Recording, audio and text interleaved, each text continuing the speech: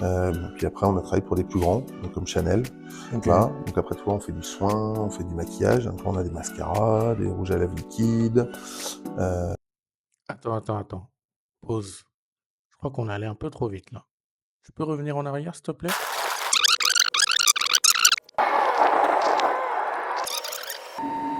Après avoir vu cette vidéo, tu en sauras beaucoup plus que 99% des gens sur l'industrie de la beauté. Aujourd'hui, je t'emmène en immersion dans un laboratoire français qui a travaillé avec les plus grands comme Chanel. Et grâce à cette immersion, tu vas apprendre tout ce que tu dois savoir sur le business de la cosmétique. Je ne t'en dis pas plus, installe-toi et on est parti.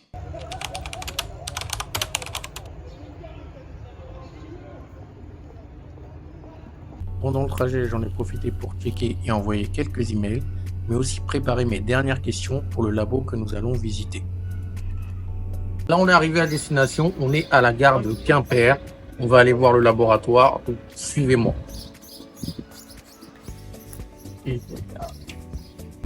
Arrivé à la gare avec mon fidèle compagnon Arnaud, nous avons ensuite pris un taxi pour aller chez le fournisseur qui se situe à environ 15 minutes de la gare.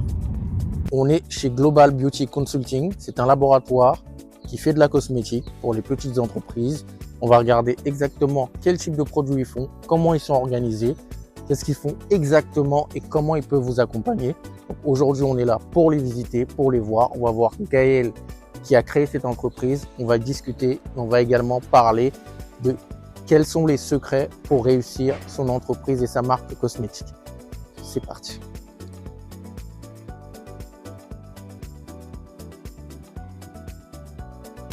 Ok, donc ça c'est... Alors, c'est que celles qui nous autorisent à l'exposer. Hein. Comme je t'ai dit, on a travaillé pour plus de 312 marques au dernier comptage.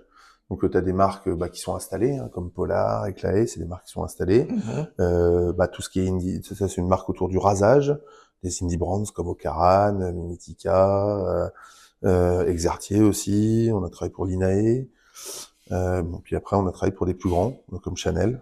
Ok. Voilà. Donc après, toi, on fait du soin, on fait du maquillage. Toi, on a des mascaras, des rouges à lèvres liquides. On travaille beaucoup le parfum aussi. Le parfum, nous, c'est une grosse partie de notre chiffre d'affaires. Ok. On travaille sur 2 axes sur le parfum. On travaille beaucoup sur le réglementaire du parfum. Euh, justement, les accompagner dans tout ce qui est études de stabilité, études de compatibilité, etc. Et tout ce qui est dossier réglementaire. Et après, en fait, souvent, ils nous demandent des dérivés de gamme parfumée. Ok. On va faire le lait pour le corps, le gel douche, le savon liquide, etc. Donc là, on commence à faire la partie formulation aussi. Ok. Ça, c'est Donc voilà. La seule chose qu'on fait pas ici pour l'instant, et puis qu'on fait pas d'un point de vue technique, c'est le solaire. Ça, Ouais. aujourd'hui, j'ai des partenaires pour la partie solaire.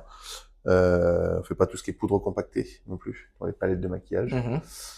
Rouge à lèvres, vernis à ongles, pardon. Ok. Aujourd'hui, les vernis à ongles qu'on a là, c'est que du réglementaire. Parce que là, on est sur des domaines explosifs, hein, donc voilà. Crayon de maquillage aussi, techno particulière, et aérosol, donc c'est pas en fait. Mais bon. Par contre, j'ai des partenaires pour faire ça. Ok. Donc si moi, tu me dis, toi, tiens, tu sais Gaël, pas, je dirais, tiens, contacte un tel. Ok. Voilà. C'est vraiment la philosophie du truc. Ok. Salle de formulation. Donc on va retrouver des plaques chauffantes, on va trouver des balances, des agitateurs. Donc ça, c'est vraiment l'utilisation qu'on fait pour tout ce qui est hair care, skin care, certains produits de maquillage. Donc là, par exemple, là, qu'est-ce qu'on a qui tourne? Là, c'est une crème hydratante qui est en train de tourner. Donc là, en fait, au niveau du laboratoire, la plupart des essais, on les fait sur 300, 500 grammes, on va jusqu'à 1 litre, 2 litres. Ok. Et après, on va passer sur une échelle pilote pour à la fois valider la montée en échelle et aussi pour tout ce qui est produire des plus gros volumes pour les différents tests. Quoi. Ok.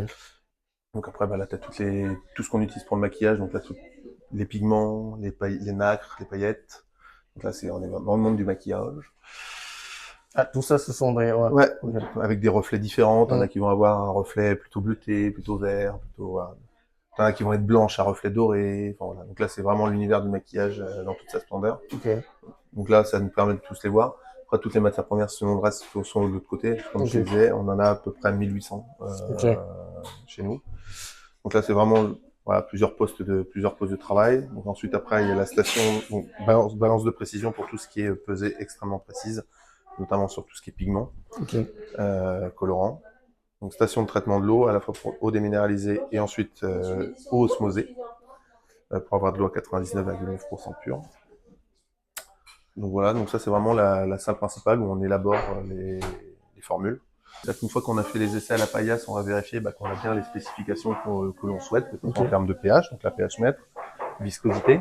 Donc généralement, quand on travaille sur les projets clients, on travaille avec un benchmark texture. Et voilà, nous on veut l'équivalent de la crème Blanco, mais en termes de texture. Mais par contre, on le veut en naturel.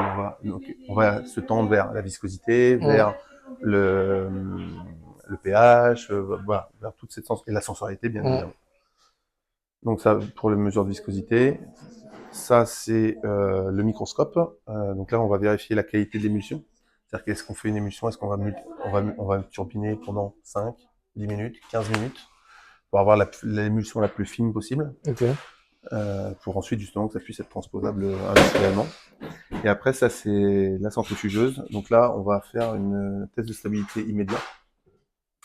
Donc c'est quoi un test de stabilité immédiat? C'est que dès qu'on va avoir fait l'essai, on va tout de suite le faire tourner à la centrifugeuse. Donc on tourne 2 fois 10 minutes à 4000 tours minute.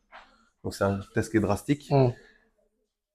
Quasiment, si ça ne passe pas à la centrifugeuse, il y a peu de chances que ça passe à la stabilité derrière.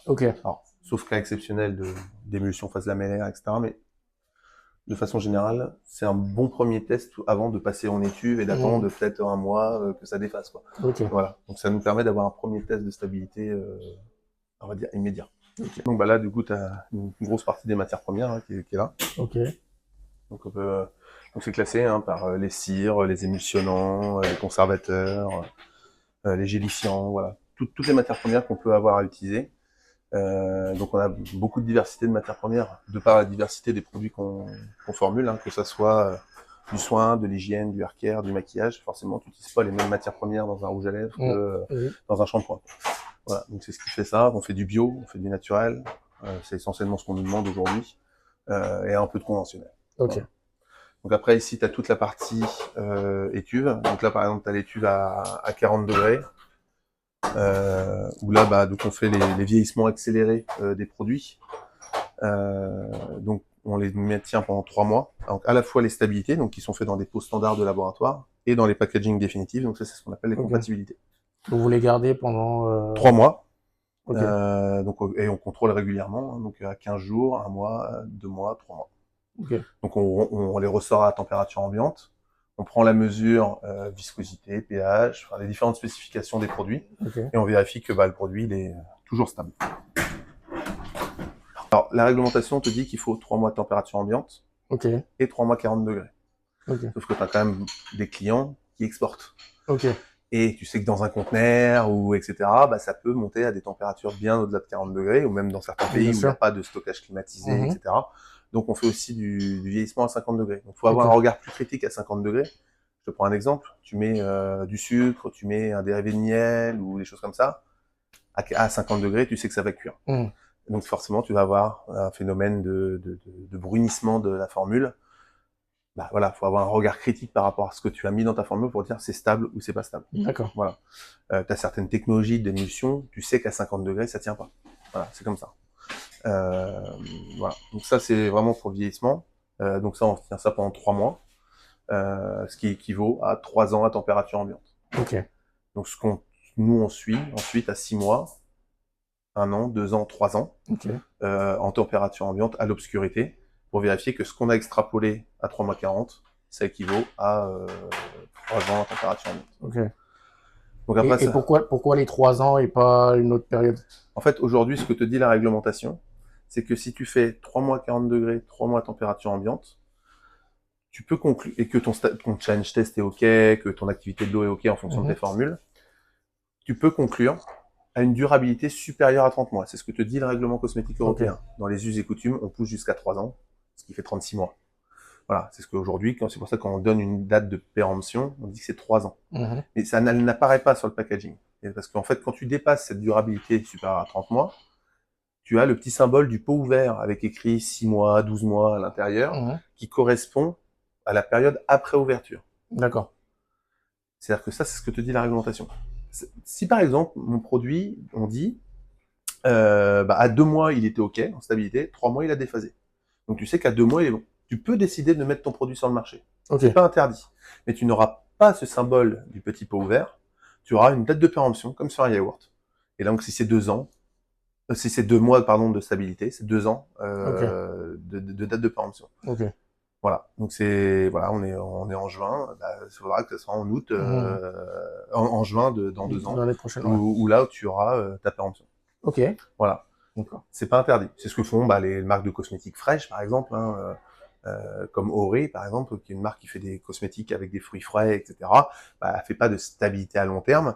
Elle dit voilà, mon produit il doit être stable pendant X jours au frigo ou X semaines au frigo, comme un yaourt. Après, c'est une gestion logistique différente. Voilà. Donc là, la réglementation te permet de faire ça. Ok. Voilà. Par contre, effectivement, quand un client achète un produit, et ça c'est quelque chose que personne ne sait, hein, tu peux très bien avoir fabriqué avec des matières premières qui se périment demain, mais ils sont pas périmés aujourd'hui. Donc je fabrique mon bulk, ma péremption est dans 3 ans, et donc mes matières premières ont peut-être déjà 2 ans, 3 ans, et ensuite, la cliente, elle peut l'ouvrir que le jour avant les 3 ans, et elle est repartie pour une péremption, une période après ouverture de 6, 12, 18 mois. C'est que le produit il peut avoir facile 4 ans, 5 ans sur le marché. D'accord. Ok. Donc c'est pour ça qu'il faut c'est pour ça aussi qu'on fait du vieillissement accéléré, pour s'assurer que peu importe les conditions, le produit reste stable et non dangereux pour le consommateur. C'est pas parce qu'un produit va devenir plus jaune qu'il va être dangereux. D'accord. Par contre, s'il devient plus jaune parce qu'il y a une oxydation d'une molécule qui fait que ça devient irritant, etc., là, c'est notre problème. Mais ça, le consommateur n'a pas de... Mais ça, c'est à nous de le valider en amont. C'est pour ça qu'on fait ces études-là en vieillissement en études. Okay. Et qu'on peut pas dire, je fais ma formule, je fabrique, je conditionne et c'est bon, tout est réglé en 3 mois. Ça n'existe pas. On a des appareils un peu plus spécifiques, donc comme cet appareil-là, hein, donc qui est un sun test. Donc en fait, à l'intérieur, on a une lampe xénon qui est juste là, qui va mimer les rayons du soleil pour valider la stabilité à la lumière de certains produits. Okay. On utilise beaucoup ça pour les parfums, pour tout ce qui est dès que ton packaging est transparent et qui va être exposé à la lumière. Un gel douche. Voilà. Donc là, on fait ça pendant 24-48 heures. Ça dépend des protocoles. C'est refroidi, bien évidemment, parce qu'on a un groupe froid à côté, parce que le soleil ça chauffe. Bien sûr. Voilà. Donc justement pour valider la stabilité à la lumière. Ok. Mais j'ai une question tout à l'heure. Tu as dit que tu es obligé d'avoir au moins ce test de stabilité-là de 3 mois, et ceux qui te disent que tu peux créer un produit en 3 mois en marque blanche, eux, comment ils font, par exemple? Quand c'est de la marque blanche,